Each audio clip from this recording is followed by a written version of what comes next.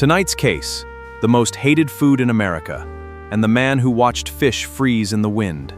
Open the file. Frozen food began with a problem nobody could seem to solve. People already knew that cold could preserve meat, fish, fruits, and vegetables, but the frozen food sold in the early 20th century had an awful reputation. Fish became dry, vegetables turned soft, meat lost its texture. To most shoppers, frozen food was not convenient, it was suspicious. Then one man noticed something happening in the Canadian wilderness that would eventually transform grocery stores, family dinners, and the entire system used to transport food around the world. The evidence was sitting beneath a sheet of Arctic ice. Our case begins with Clarence Birdseye. Birdseye was born in Brooklyn in 1886. He studied biology at Amherst College, but left before graduating and began working as a naturalist for the United States government. That work eventually took him far from New York to Labrador in northeastern Canada. The conditions there were brutal. Winter temperatures could fall to around 40 degrees below zero, but Birdseye noticed that the Inuit had learned to use that extreme cold to preserve freshly caught fish.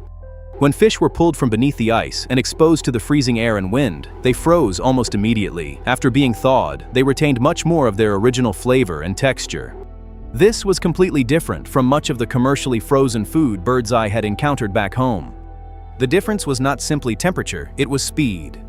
When food freezes slowly, relatively large ice crystals can form inside its cells. Those crystals damage the food's structure. When the food eventually thaws, moisture escapes through the damaged tissue, leaving it dry, watery, or mushy. But extremely rapid freezing produces much smaller ice crystals. Those smaller crystals cause less damage. Birdseye realized that the secret to better frozen food was not merely making it cold, it was making it cold as quickly as possible. When he returned to the United States, he began trying to reproduce what he had observed in Labrador. His early experiments were hardly the work of a giant corporation. Birdseye tested combinations of ice, salt, cold air, and mechanical pressure. He experimented with fish because seafood spoiled quickly and could demonstrate whether his process actually worked. In 1922, he established Birdseye Seafoods. The idea was promising, the business was not. Consumers remained skeptical, retailers lacked the necessary equipment, and the company struggled to make the product commercially successful. Birdseye's first frozen food operation eventually failed. For many inventors, that would have closed the case. For Birdseye, it exposed the next clue. Producing one piece of frozen fish was not enough. He needed a system capable of freezing large quantities quickly, evenly, and inside packaging suitable for transportation and sale. In 1924, he developed a new process. Food was packed into cartons and pressed between refrigerated metal surfaces. Because those extremely cold surfaces made direct contact with the package, heat could be removed rapidly and evenly.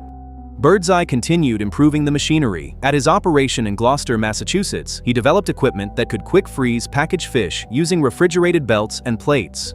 The process could eventually be applied to more than seafood. Meat, poultry, fruits, and vegetables could all be preserved using the same basic principle. Birdseye had turned a lesson from the frozen landscape of Labrador into a repeatable industrial process. But he still faced his biggest problem. Even if the food left his factory perfectly frozen, it had to remain frozen through every stage of its journey.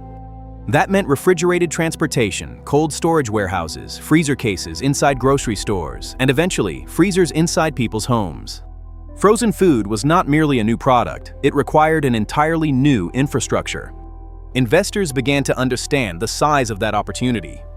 In 1929, Goldman Sachs and the Postum Company, which later became part of General Foods, purchased Birdseye's company, patents, and trademarks in a deal reportedly worth $22 million. The invention had survived its first failed business. Now came the real test, convincing ordinary shoppers to eat it. In 1930, General Foods introduced a trial selection of quick frozen products in 18 stores around Springfield, Massachusetts.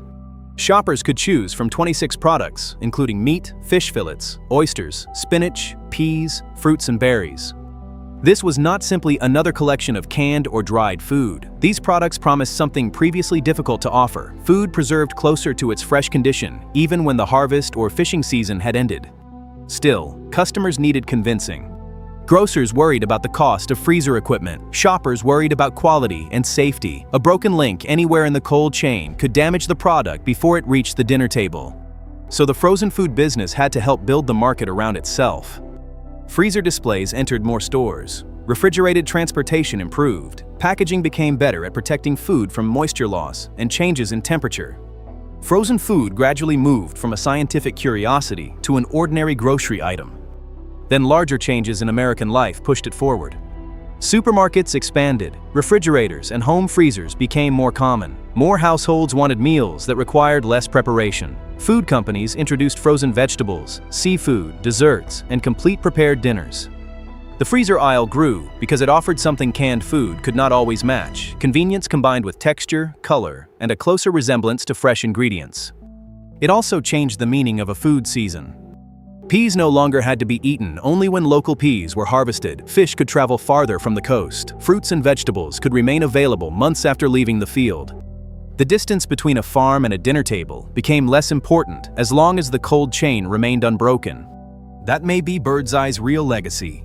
He did not invent the idea of preserving food by freezing it. People had used natural cold for centuries.